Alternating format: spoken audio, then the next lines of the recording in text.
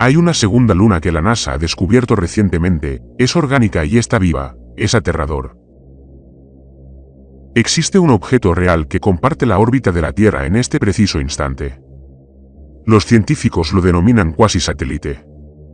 Su designación oficial es 46,92,19 Camo Alea, y fue descubierto en 2016 por un telescopio en Haleakala, Hawái, como parte del programa de defensa planetaria de la NASA. Tiene aproximadamente el tamaño de un edificio grande, entre 40 y 100 metros de ancho, y describe una trayectoria lenta alrededor de nuestro planeta a una distancia unas 100 veces mayor que la de la Luna. Gira una vez cada 28 minutos, una velocidad inusualmente alta, y su superficie no se parece a ningún asteroide conocido. Al analizar su espectro de luz, los científicos descubrieron que coincidía con el de la roca lunar, concretamente con la que trajo la tripulación del Apolo 14 de enero de 1971. La mejor explicación actual es que fue expulsado de nuestra Luna por un impacto masivo hace millones de años y que desde entonces ha estado a la deriva junto con la Tierra. Demasiado pequeño para ser visto a simple vista, lo suficientemente cerca como para considerarlo un compañero. Los científicos están casi seguros de que proviene del cráter Giordano Bruno, una cicatriz de 22 kilómetros de ancho en la cara oculta de la Luna que, geológicamente hablando, es prácticamente nueva. Probablemente se formó hace entre 1 y 10 millones de años, lo que en términos lunares equivale a ayer. El cráter se encuentra justo más allá del borde noreste de la Luna, casi oculto desde la Tierra.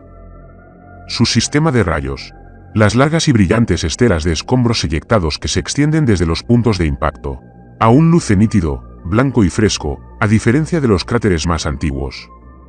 Algo impactó la Luna con la fuerza suficiente para enviar escombros a la órbita, y esos escombros, o al menos una parte de ellos, se convirtieron en un camuflaje. Aquí viene la parte de la que nadie habla. Existe una crónica medieval escrita por un monje llamado Ges de Canterbury. La noche del 18 de junio, 5 monjes de la abadía de Christchurch, en Inglaterra, alzaron la vista hacia la luna creciente justo después del atardecer y la vieron desintegrarse. Ges registró su relato en las palabras que le dieron, y esas palabras han sobrevivido más de 800 años. Según contaron, el cuerno superior de la luna creciente se partió repentinamente en dos. Dijeron que una antorcha llameante surgió del punto medio de esa división y arrojó fuego, brasas y chispas a gran distancia en el cielo. Dijeron que el cuerpo de la luna debajo de la división se retorcía como una serpiente herida. El fenómeno se repitió más de una docena de veces. Cuando finalmente cesó, toda la media luna quedó a oscuras. Hayse señaló que los testigos estaban dispuestos a jurar sobre lo que habían visto. Los científicos modernos han debatido durante décadas si aquellos monjes presenciaron el impacto que creó a Giordano Bruno. Algunos afirman que el impacto habría desencadenado una lluvia de meteoritos de una semana de duración, visible desde todos los continentes. Y dado que ningún otro registro histórico de ninguna cultura lo menciona, los monjes debieron haber visto algo más. Tal vez un meteorito desintegrándose en la atmósfera justo delante de la luna, en el ángulo y el momento precisos. Otros dicen que la ausencia de un registro simplemente significa que los registros se perdieron o que nadie más estaba mirando la zona del cielo adecuada en el momento preciso. Nadie lo sabe con certeza. Nadie puede saberlo. El cráter está ahí. Camoa está ahí. El relato del monje está ahí. Si las tres cosas están relacionadas es una pregunta sin respuesta clara. Y las preguntas sin respuesta clara tienden a permanecer abiertas mucho después de que la gente las dé por resueltas. Esa ambigüedad es lo que dio origen a esta historia. El comandante Viret Torne había soñado con la luna toda su vida. No con la luna que se ve desde el jardín, sino con ese disco pálido y familiar que cuelga sobre la línea de los árboles en las noches despejadas, la que los niños dibujan como una media luna y que los poetas comparan con algo frío, bello e indiferente. Soñaba con algo que se escondía tras ella, algo que la luna ocultaba. Una mano cerrada cubría una piedra, y lo que había debajo presionaba lentamente hacia arriba. Como cuando algo presiona tras mucho tiempo y se ha aprendido a ser paciente. Nunca se lo contó a nadie.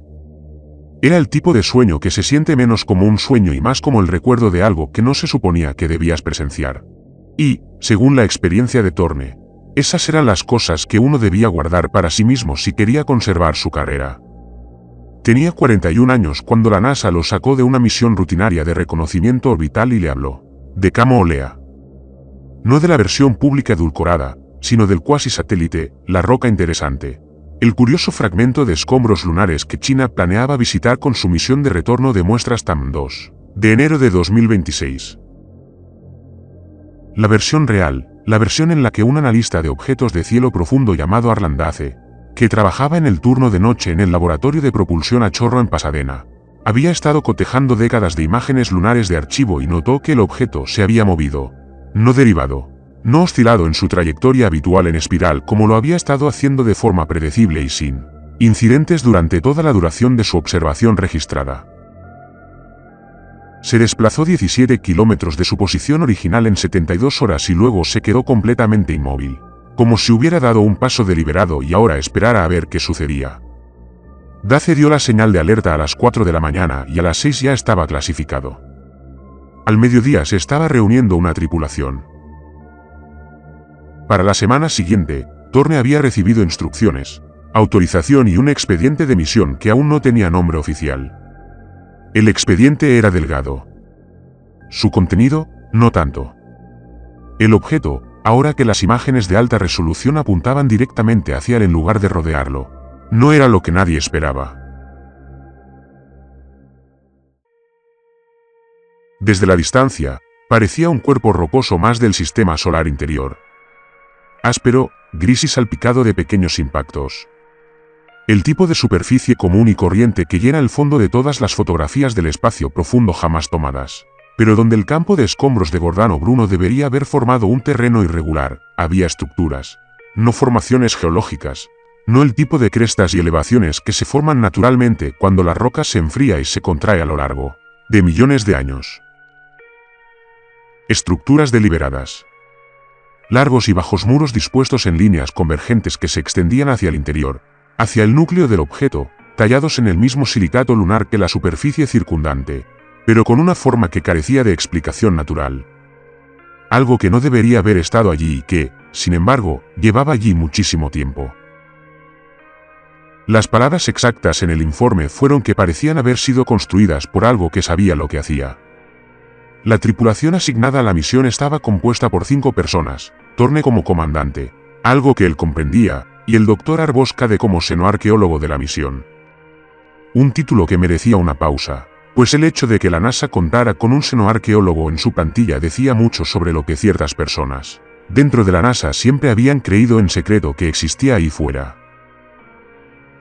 Rockian 9, como navegante, era un híbrido humano-máquina cuyos implantes neuronales le proporcionaban capacidad de interfaz con los sistemas de guía de la nave, más rápido de lo que cualquier piloto puramente biológico podría lograr, y cuya calma siempre le había parecido a Thorne menos producto de la personalidad y más producto de tener un pie dentro de una máquina que no entraba en pánico.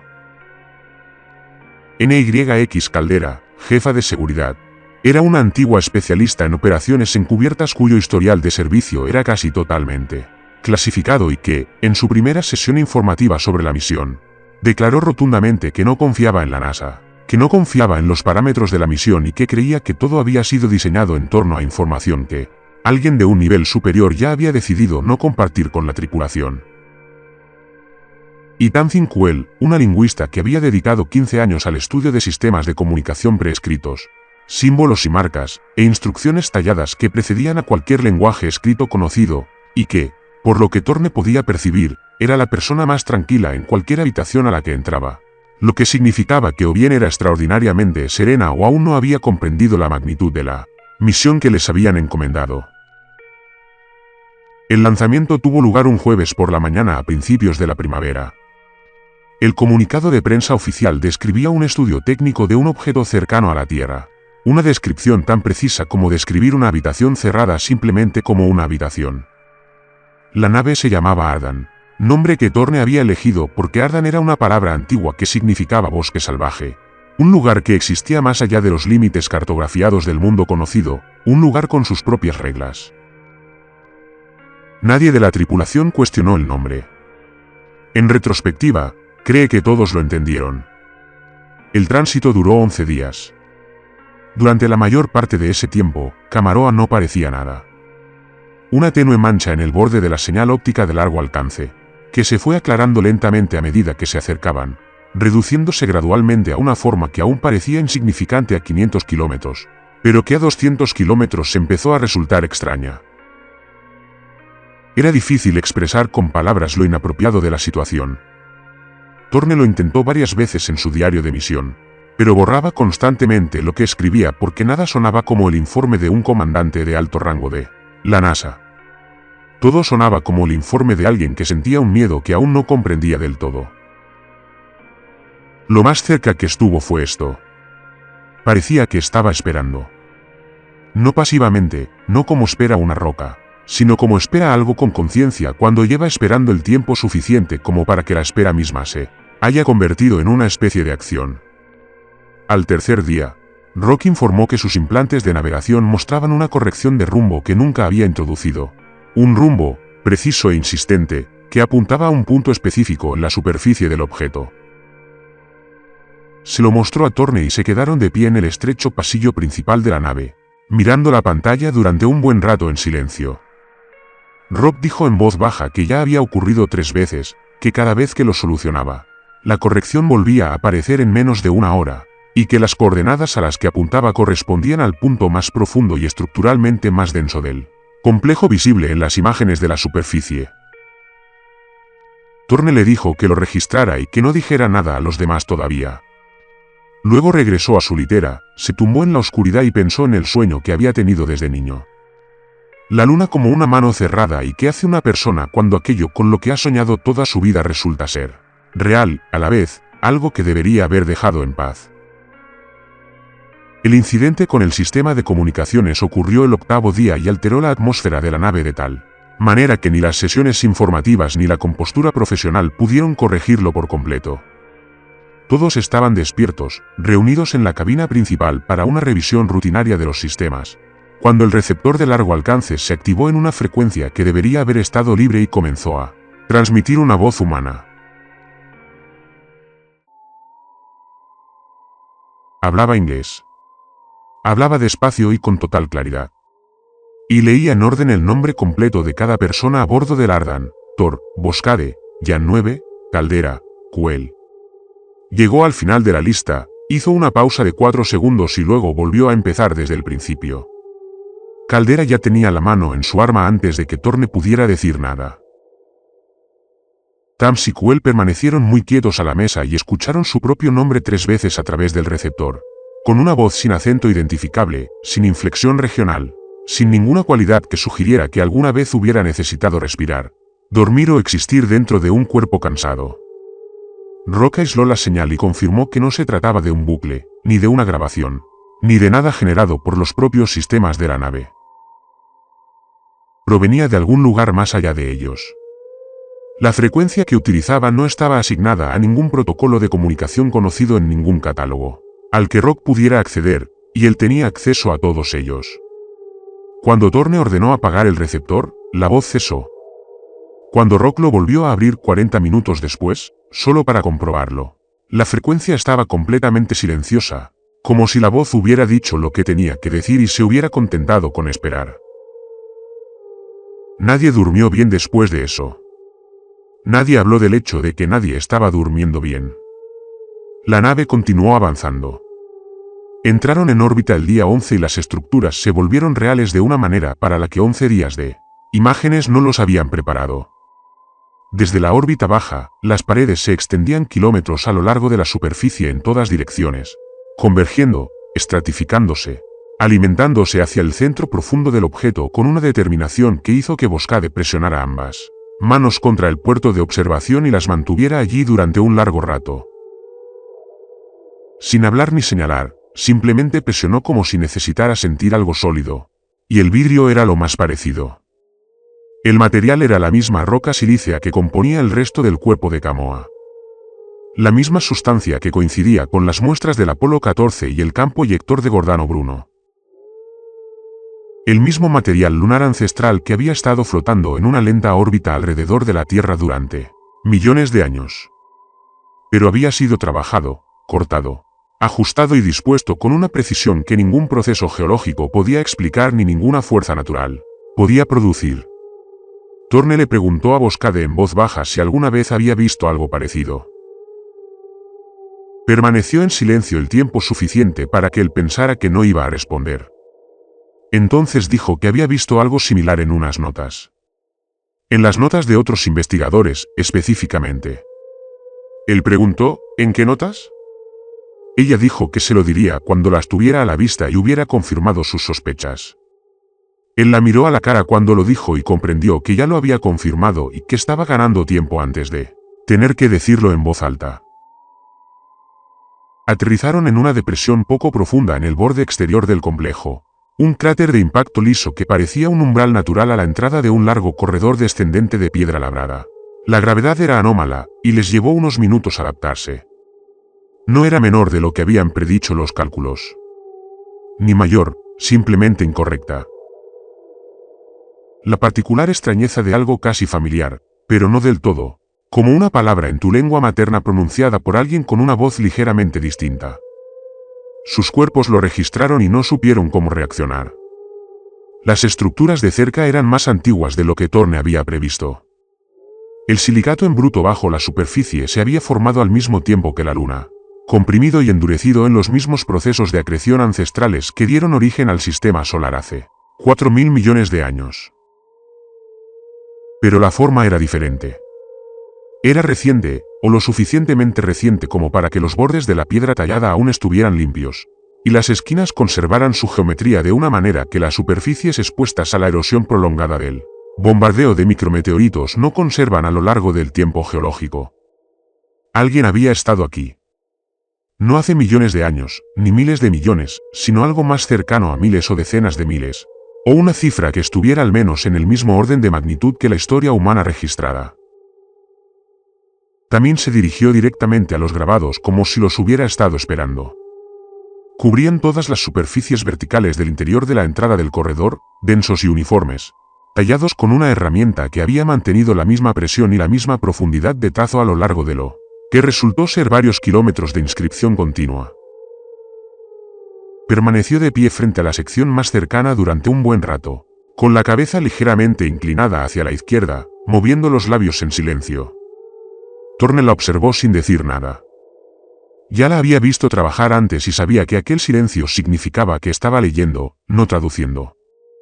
Que existía una diferencia entre ambas cosas y que esa diferencia importaba. Cuando finalmente se giró para mirarlo, su expresión era la de alguien que acaba de comprender algo importante y decide cuánto compartir y en qué orden. Dijo que las tallas no eran decorativas, ni un registro histórico, ni un texto religioso. Eran instrucciones operativas, una secuencia paso a paso y en orden, escritas en un sistema de comunicación que jamás había visto en sus 15 años de estudio de sistemas anteriores a la escritura. No tenía ningún marco de referencia para entender cómo podía leerlas. No debería haber podido leerlas. El hecho de que pudiera leerlas sin un marco de referencia, sin contexto, sin nada que vinculara los símbolos con un significado que ya conocía, le sugería que la lectura no se estaba produciendo de la forma habitual. Algo en los símbolos estaba haciendo parte del trabajo por sí mismo. Dijo que iba a traducir la sección inicial y quería que Thorne supiera de antemano que deseaba no haber empezado. Leyó, en caso de despertar, no abra la puerta desde afuera. Selle el perímetro. Espere el silencio. Si el silencio no llega en el primer intervalo, asuma que el límite ya se ha visto comprometido y actúe en consecuencia. No intentes comunicarte. No te acerques al umbral. Bajo ninguna circunstancia acerques más de una mente al alcance de la voz porque la voz aprenderá la mente y no se detendrá hasta que haya usado todo lo que ha aprendido. Dejó de leer. El pasillo estaba muy silencioso. Thorne dijo, ¿cuánto mide la inscripción? Ella dijo, mucho tiempo. Aún no he llegado al final. Dijo, continúa. En silencio esta vez. Ella asintió y se volvió hacia la pared, y él notó que su mano, cuando la levantó para trazar una línea de grabados, no estaba del todo firme. Fue la mano de Rock la que rompió el silencio a continuación, o más bien el sonido de su movimiento. Su mano izquierda, sin ninguna instrucción suya, comenzó a moverse contra la pared en un arco lento y deliberado, trazando uno de los símbolos tallados desde su primer trazo hasta el último con la precisión concentrada de alguien que copia algo que lo había memorizado. Observó lo que sucedía con la atención minuciosa de quien observa algo adherido a su cuerpo que ya no controla por completo. Luego miró a Thorne y dijo en voz más baja de lo que probablemente pretendía que él no había hecho eso. Sus implantes estaban recibiendo algo. Una señal que no tenía origen en ningún sistema que pudiera identificar. Y respondían a ello como una brújula responde al norte automáticamente sin pedir permiso. Donde la punta de su dedo completó su recorrido. Una sección de pared que había parecido piedra sólida se movió hacia adentro 3 pulgadas con un sonido como el de una habitación exhalando después de contener la respiración durante mucho tiempo. Caldera tenía su arma desenfundada. La había tenido en la mano desde que entraron al pasillo y ni una sola vez la había apuntado a nada que pudiera ver. Los Aegis surgieron de la oscuridad al final del pasillo, donde no llegaban las luces de la tripulación, y llegaron sin hacer ruido. Se veían 4 de ellos cuando se detuvieron, alineados a lo largo del pasillo, a una distancia de unos 30 metros. Thorne tuvo la sensación inmediata e inquebrantable de que el número 4 era una elección por su parte, que esa elección se había hecho con la misma deliberación con la que se había hecho todo lo demás en ese lugar, y que había más de ellos en algún lugar de las secciones del pasillo detrás de ellos, donde las tallas continuaban más allá del límite de la visibilidad. Eran humanoides. Tenían la estatura de una persona alta, con proporciones correctas en todos los sentidos. 2 brazos, 2 piernas, postura erguida, cabeza recta. Todo en su forma era correcto. Todo en su presencia era incorrecto. La quietud era lo primero que llamaba la atención. Nada vivo es tan inmóvil. Cuando uno observa a un ser humano de pie en silencio en una habitación, ve docenas de pequeños movimientos constantes. El vaivén de la respiración, los microajustes que el cuerpo realiza para mantener el equilibrio, el parpadeo, el ligero cambio de peso de un pie al otro. Nada de eso estaba presente. El Aegis permanecía erguido como una muy buena fotografía de una persona. Presente, detallado y reconociblemente humano en su contorno, pero completamente ausente de esa manera que hace que una presencia se sienta como tal, en lugar de como una simple imagen. La simetría era el segundo aspecto. Los rostros humanos no son simétricos. Ambos lados de un rostro se desarrollan de forma diferente, moldeados por la expresión y el uso, y por las miles de pequeñas fuerzas que actúan sobre un cuerpo a lo largo de su vida. Los rostros de los Aegis eran bilaterales de una manera que trascendía la variación natural y se convertía en algo artificial. Cada lado era un reflejo exacto del otro, como si el proceso que los había creado hubiera comenzado con una sola plantilla y simplemente la hubiera plegado. No eran feos. No eran monstruosos. Eran profundamente, silenciosamente, erróneos, como suele suceder cuando las cosas están a punto de ser perfectas. No eran los habitantes originales de este lugar. La piedra que los rodeaba tenía miles de millones de años. Ellos no tenían miles de millones de años. Habían llegado aquí como la tripulación del Arden porque algo los había atraído o enviado. Y se habían quedado porque aquello que los había traído aquí no podía quedar sin vigilancia y no había nadie más que pudiera hacerlo. Quien se adelantó a la fila se distinguía de los demás por unos centímetros de altura y por su forma de moverse, que denotaba más una decisión que un simple desplazamiento. Cada paso era deliberado y preciso. Y, finalmente, la andadura de algo que no realiza movimientos innecesarios porque ha aprendido, a lo largo del tiempo, que los movimientos superfluos son un desperdicio que no puede permitirse. Se detuvo a 4 metros de distancia y miró directamente a Thorne, no al grupo. A Thorne en concreto, con esa mirada que se tiene cuando ya se sabe a quién se está esperando. Cuando habló, lo hizo despacio. Cada palabra llegaba con un peso que sugería que había recorrido un buen trecho antes de pronunciarla. No se trata de la lentitud de la traducción ni de la de alguien que elige cuidadosamente las palabras en un idioma que no es el suyo. Se trata de la lentitud de alguien para quien las palabras mismas se han vuelto escasas. No por la pérdida de vocabulario, sino por haber vivido durante mucho tiempo en un lugar donde el habla rara vez era necesaria y el hábito de hablar se había reducido a algo medido y preciso. Dijo, no debías encontrar este lugar hasta que la puerta se reabriera sola. Ahora que has llegado antes de tiempo, no podemos permitirte marcharte. Torne dijo, sabías que íbamos a venir. El que más tarde se llamaría Orinseb lo miró un instante antes de responder, y su mirada reflejaba la de alguien que decide cuánta honestidad exige la situación. Dijo, sabíamos que los de tu especie volverían tarde o temprano.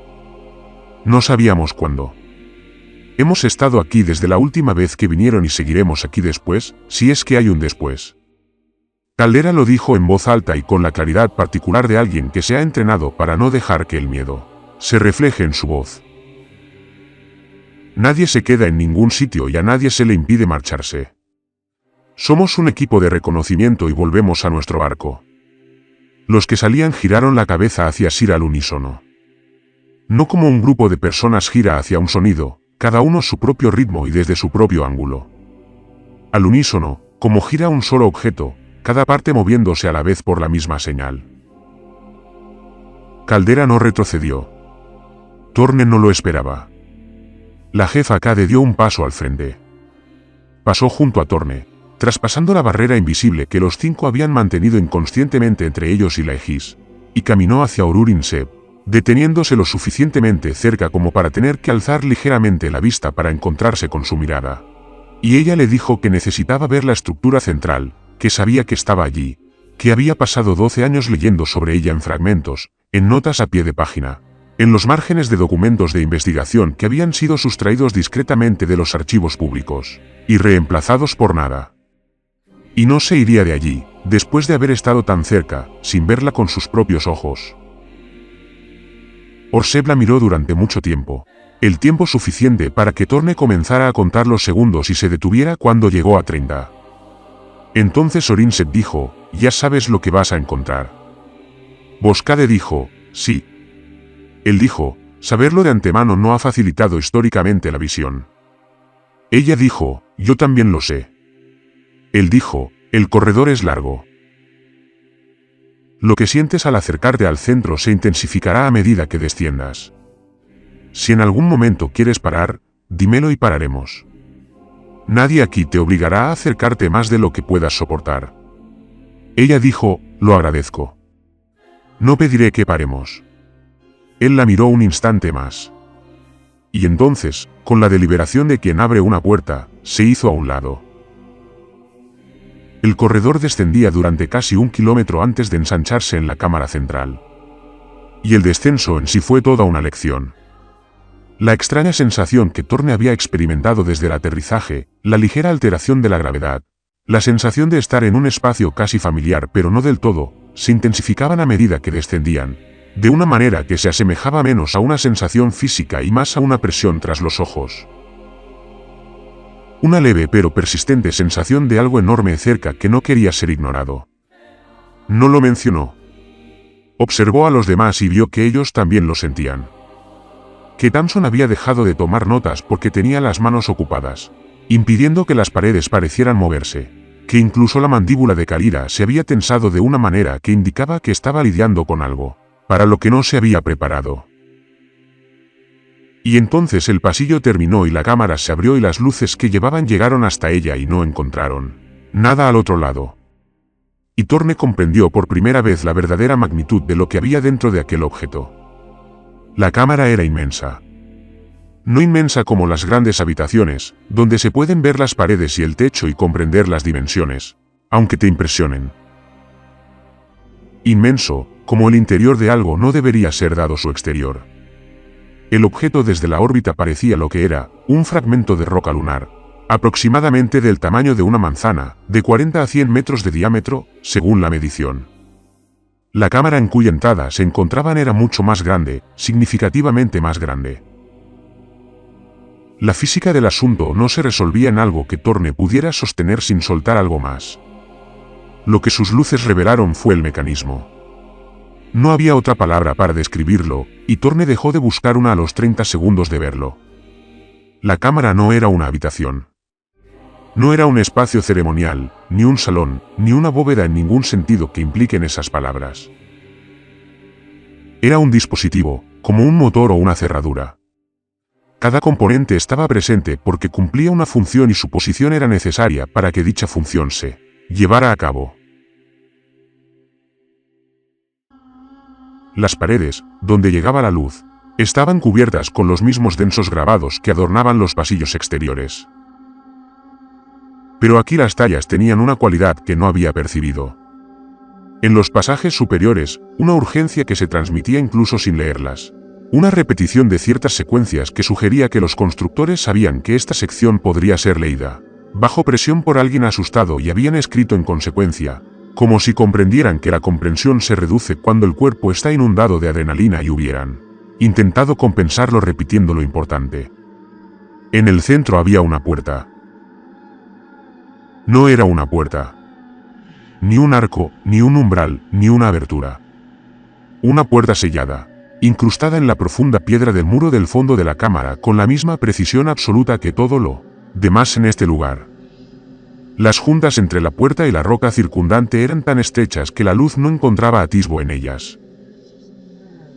Sin sombras, sin huecos en ningún borde.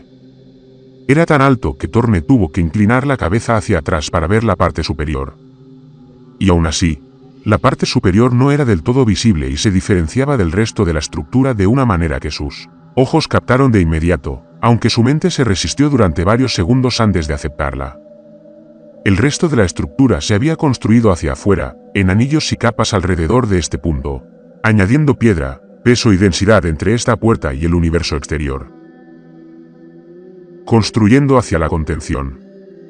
La forma de construir hacia la contención cuando aquello que se está conteniendo es algo que el universo no debería tener que soportar. La puerta misma se abría hacia adentro. No había manija en este lado. Ningún mecanismo, ninguna disposición para abrirla desde donde estaban parados. Lo que fuera que estuviera detrás no se podía alcanzar desde este lado.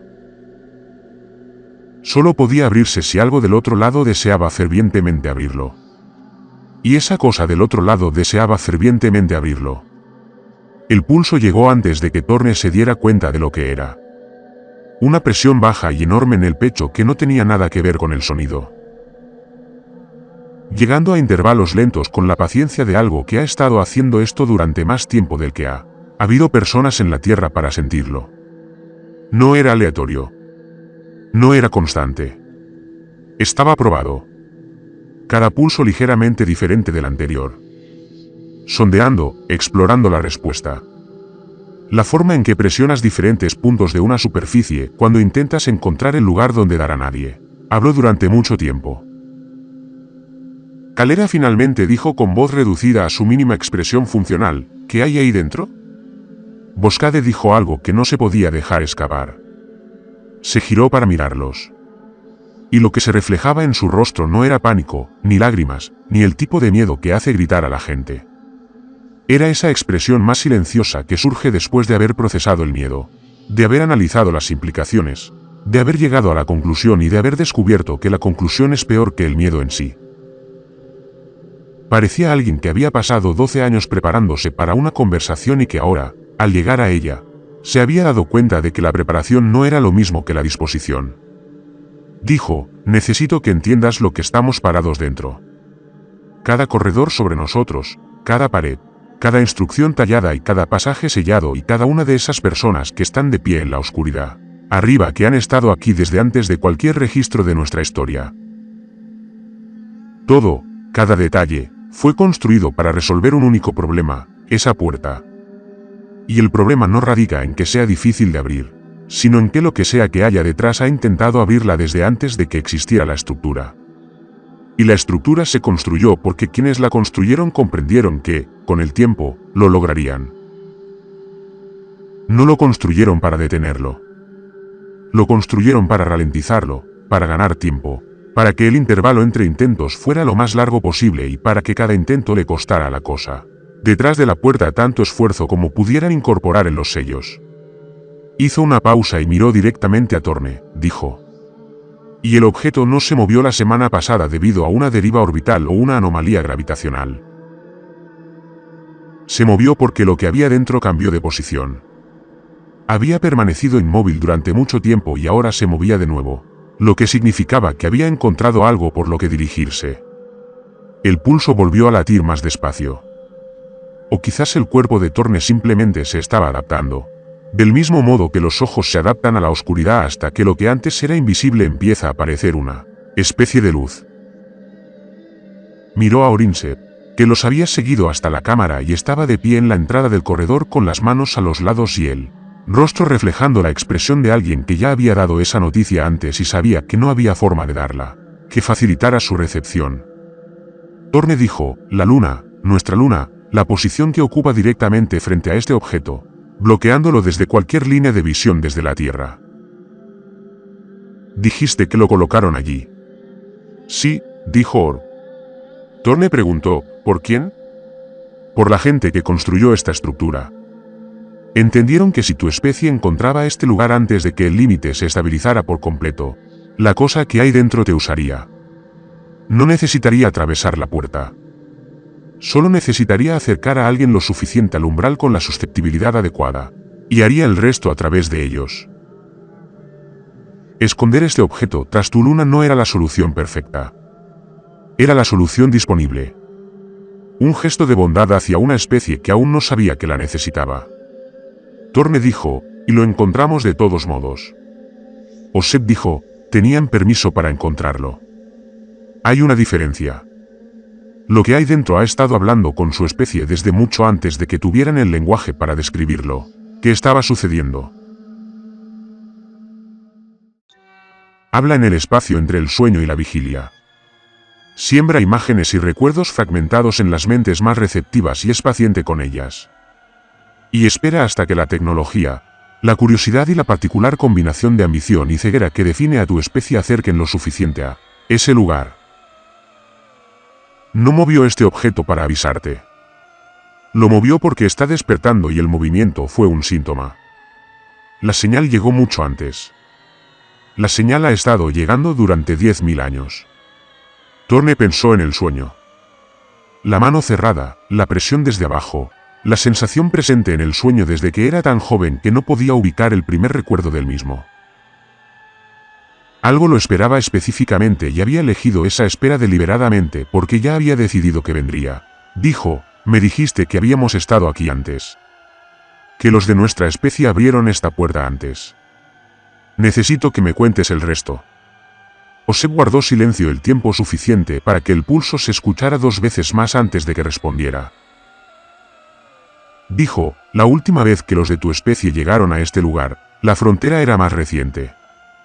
Los sellos aún no estaban completamente sellados. Lo que había dentro había estado trabajando en una mente en particular durante lo que ustedes llamarían generaciones.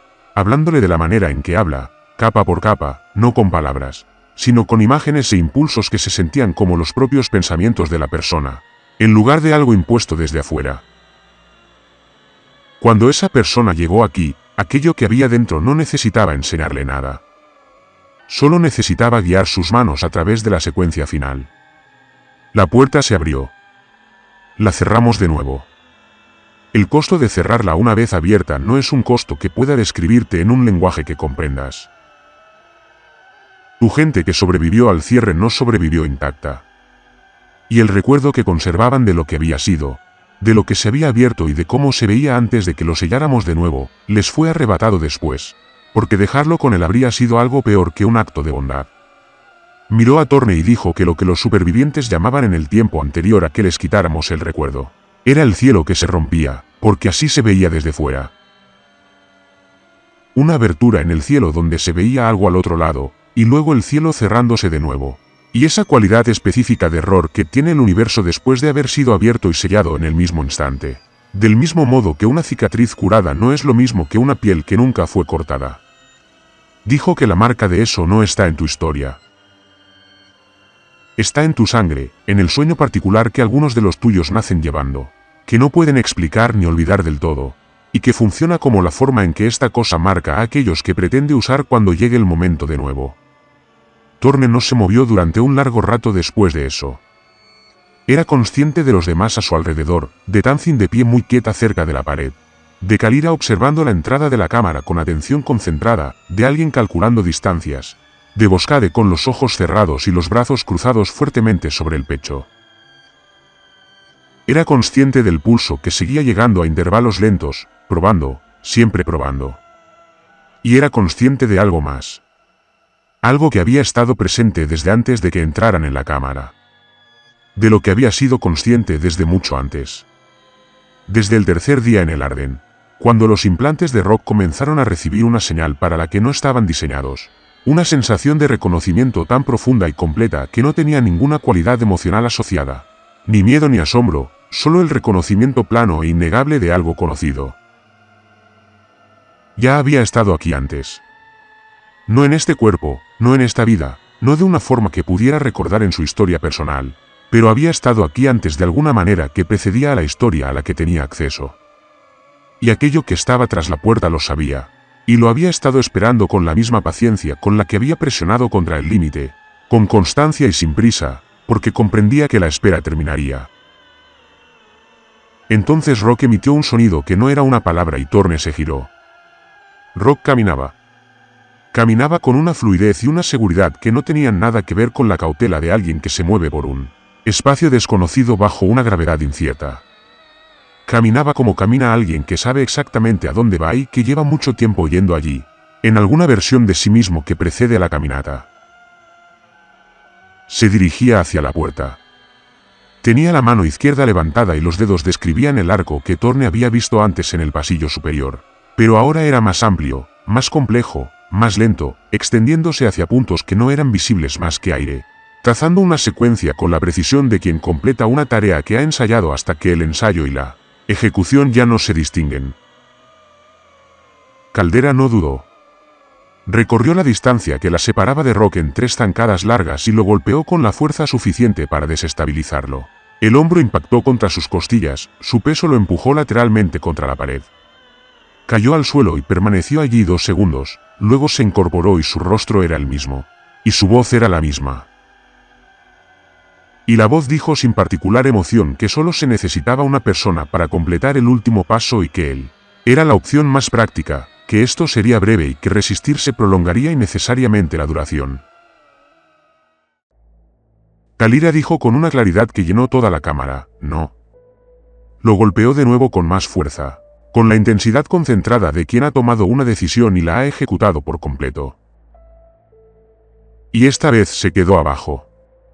Ella se inclinó sobre él, miró a Thorne y dijo que se marchaban de inmediato. Que la conversación había terminado y que quien quisiera moverse, se dirigiría hacia la superficie. El regreso por el corredor no fue fácil. El entrenamiento de Caldera había sido exhaustivo. Se había entrenado para el combate cuerpo a cuerpo en completa oscuridad, en entornos inundados, en gravedad cero, en espacios donde el suelo, el techo y las paredes no eran fiablemente estables. No se había entrenado para un entorno en el que ninguna de sus armas funcionaba, en el que el Aegis, situado en el corredor sobre ellos, redirigía su movimiento no atacando, sino manipulando la gravedad en el espacio inmediatamente a su alrededor, curvándola ligeramente, de la misma manera que el agua curva la luz, de modo que cada paso quedaba en la dirección que pretendía requería. Una fuerza ligeramente mayor que el paso anterior, que la desgastaba sin confrontarla, como una corriente desgasta a un nadador que se mueve en contra de ella. 3 de estas cosas bloqueaban el corredor superior. No intentaban dañar a nadie. Estaban conteniendo lo que Thorne ahora comprendió que no era una acción defensiva, sino activa. La misma acción que realizaban la puerta, las paredes y toda la estructura. La misma acción que Orin 7 y su gente llevaban realizando desde mucho antes de que la especie Thorne empezara a construir. Mantenían una línea más antigua que cualquiera de ellos, una línea que estaba a punto de desmoronarse, y aún así la mantenían con todas sus fuerzas. Caldera luchaba con sus manos, sus codos y el peso de su cuerpo en un espacio donde arriba y abajo eran variables, y era extraordinaria en ello. Se había vuelto extraordinaria tras décadas en circunstancias que no permitían menos. Se movía entre los 3 no derrotándolos, sino encontrando el punto en el que la contención y el paso eran un mismo movimiento, haciéndose pequeña, rápida e impredecible, de una manera que algo enorme y paciente no lo es. Ella logró pasar. Extendió la mano hacia atrás y tiró de Thorne para que la siguiera. Thorne cargaba con el peso inconsciente de Rock sobre sus hombros. Tams iba detrás, con el brazo de Boscade sobre el suyo. Todos se movían ahora con la velocidad característica de quienes entienden que la única medida que importa es la distancia entre dónde están y dónde deben estar. Cruzaron la superficie abierta hacia el Arden corriendo. Ya habían superado la atmósfera superior cuando se abrieron las comunicaciones. Era la propia voz de Thorne en el canal interior. Su voz exacta, no una aproximación, no una simulación, sino la huella acústica precisa de su habla. Cada pequeño hábito de pronunciación, cada pausa característica, el ritmo particular de su respiración entre frases, todo lo que hace que una voz pertenezca a una persona específica y a ninguna otra. La voz daba instrucciones paso a paso para regresar a la cámara central y completar la secuencia final del procedimiento que Thompson había leído en las paredes del corredor exterior. Recorría cada paso con la paciencia de alguien que dispone de todo el tiempo del mundo, ofreciendo claridad donde anticipaba la confusión, previendo objeciones y respondiéndolas antes de que se plantearan. Hablaba con la voz de la persona a la que se dirigía porque había tenido tiempo de aprender esa voz desde dentro. Cuando Thorne no respondió, esperó un intervalo razonable y luego volvió a empezar desde el principio. Cerró el canal y miró sus propias manos por un momento. Luego miró la oscuridad más allá de la ventana y pensó en lo que se necesitaría para aprender una voz por completo. ¿Cuánto tiempo habría que escuchar? ¿Con qué atención? Y si ese tipo de escucha era algo que una persona podía sentir que sucedía sin saberlo. Lo que sentían. Si llegaría disfrazado de otra cosa, como un sueño recurrente, como una sensación de reconocimiento sin origen, como la certeza específica e inexplicable de haber estado antes en algún lugar, de no haber estado nunca. Cerró los ojos y no volvió a abrir el canal. Esa noche, en la Tierra, durante 4 minutos y 11 segundos, la luna desapareció del cielo. No había nubes en todo el hemisferio norte. La visibilidad era excepcional en todos los sentidos. Los telescopios la captaron. Los astrónomos aficionados también. Un maestro jubilado de una zona rural de Ohio, que llevaba 30 años observando la luna como aficionado, la captó y se sentó en la entrada de su casa durante un buen rato con las manos sobre las rodillas, sin anotar nada porque no lograba decidir cuál era la descripción correcta. 11 observatorios en 3 continentes registraron la ausencia simultáneamente y elaboraron informes en las semanas siguientes que sufrieron múltiples revisiones.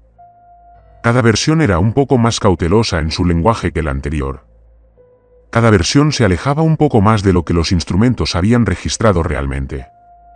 La explicación oficial, cuando finalmente se publicó, describía un fenómeno óptico inusual atribuible a la dispersión de partículas a gran altitud de una composición aún no caracterizada. Nadie que hubiera estado observando el cielo aquella noche lo creyó. Los animales no salían a la calle en todo el país y en todo el hemisferio. Los perros se negaban a entrar por las puertas y los gatos se acurrucaban en los rincones. Y el ganado en los campos abiertos permanecía inmóvil en la oscuridad durante horas, como suelen estar los animales cuando esperan que algo suceda y aún no saben si les será favorable. Los niños se despertaron llorando con ese llanto particular e impotente que surge de un sueño que no se va del todo. Al abrir los ojos, que persisten los límites de la vigilia como una sensación sin forma, como la percepción de que algo al otro lado de algo es consciente de ti. La luna regresó. Las Arden regresaron. Hubo sesiones informativas, informes y mucha documentación clasificada que Thorne estaba obligado a producir y que produjo, y que no se le ha permitido leer desde que la entregó. 3 semanas después de que el Ardan se acoplara, Arland Dace presentó un informe interno discreto desde su escritorio en el laboratorio de propulsión a chorro.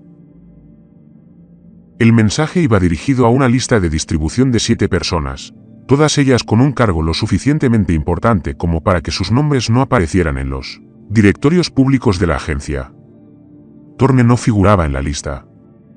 Aún así, recibió una copia, reenviada por alguien que no incluyó ninguna nota explicativa a través de un canal interno que, según confirmó posteriormente, no quedó registrado. El informe indicaba que la posición orbital de Kamoa había cambiado de nuevo. Este cambio no supuso un retorno a la posición inicial previa a la misión. El objeto no había regresado a donde se encontraba antes de la llegada de la tripulación. Se había desplazado 11 kilómetros más adelante en una trayectoria sin explicación orbital, sin causa gravitacional que Dace pudiera identificar en ninguno de los modelos que ejecutó, y sin un comportamiento coherente con la mecánica orbital documentada de ningún cuasisatélite conocido. No se estaba corrigiendo hacia una posición anterior. Estaba avanzando.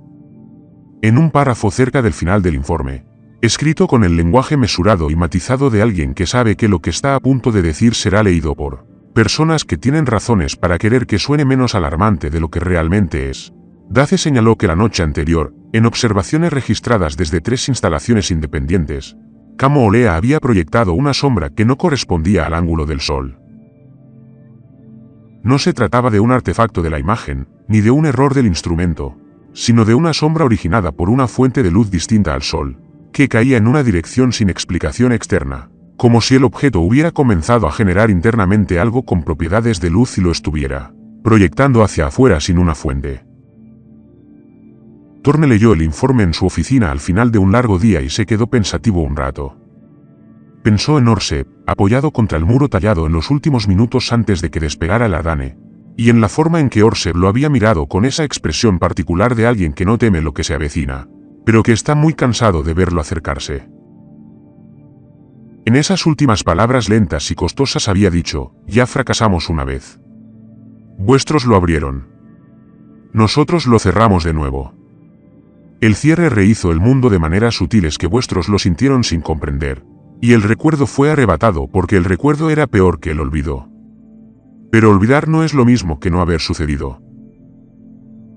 La cicatriz está en tus historias más antiguas. Está en los mitos de un cielo que se rompió y sanó, dejando el mundo ligeramente alterado.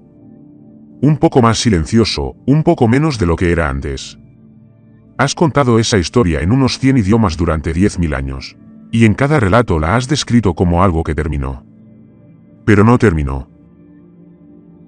Solo cerramos la puerta. Miró a Thorne una vez más y dijo: la marca que queda en los de tu especie no es una advertencia. Las advertencias las dan quienes creen que el destinatario actuará en consecuencia. Es un registro para quien sobreviva la próxima vez. Así que, si vuelve a ocurrir, el cierre será más rápido. De esta forma, los próximos que vengan aquí sabrán lo que encontraron los que vinieron antes. Thorne se sentó en su oficina y reflexionó sobre eso, sobre lo que significaba ser el registro. Sobre el hecho de que aquello que estaba tras la puerta lo había elegido, no porque fuera especial, sino porque le resultaba familiar. Porque la huella que dejó en su linaje hace 10.000 años, cuando logró entrar brevemente, aún era legible para alguien que supiera interpretarla. Aún hacía suficiente calor como para seguirlo, lo suficiente como para traerlo aquí cuando llegara el momento. Abrió un nuevo archivo y lo examinó detenidamente. Pensó en la advertencia que debía escribir, aquella que quienes la recibieran creerían, y si creer era siquiera el objetivo. Una advertencia creíble podría atraer a más gente, gente mejor preparada, más curiosa, con herramientas más sofisticadas y mayor confianza. Y la peligrosa combinación de inteligencia y certeza que permite abrir cosas que deberían permanecer cerradas. Pensó si una advertencia que ahuyentara a la gente era más peligrosa que ninguna advertencia, y si ese cálculo era precisamente el que la entidad tras la puerta ya había realizado, y si al hacerlo estaba pensando en algo que ella le había inculcado. Cerró el expediente. Se sentó en la silenciosa oficina durante un buen rato. El edificio se fue aclarando a su alrededor. En algún lugar afuera, en la oscuridad total de la noche californiana, el cielo conservaba su habitual disposición de estrellas, y la luna permanecía en su lugar habitual entre ellas, pálida y familiar, exactamente donde siempre había estado. Justo detrás, a unos cientos de miles de kilómetros de distancia, algo pequeño, rápido y muy antiguo, trazaba su lento camino, girando una vez cada 28 minutos. Su superficie, compuesta de roca arrancada de nuestra luna por un impacto que pudo o no haber sido presenciado por 5 monjes, en Canterbury, quienes vieron cómo el cielo se desintegraba una noche de junio de 1178 y luego cómo volvía a unirse, y escribieron lo que habían visto porque estaban dispuestos a jurar sobre ello. El objeto sigue ahí fuera. La misión TAM-2 tiene previsto alcanzarlo en el verano de 2026, llevando instrumentos para tomar muestras de la superficie y una cápsula de retorno para traerlas de vuelta a la Tierra. La misión se planeó años antes de que todo esto sucediera. Si quienes la planifican saben lo que les espera, no lo han dicho públicamente. El objeto sigue moviéndose. La sombra aún no coincide con el Sol. Y en algún lugar del espacio entre esta frase y la siguiente, en ese punto que existe justo antes de que llegue el sueño y justo antes de que el despertar se apodere de ti, algo antiguo, paciente y muy bueno esperando te escucha respirar. Siempre has sabido encontrar a quienes escuchan. Ha estado esperando que tú la encuentres.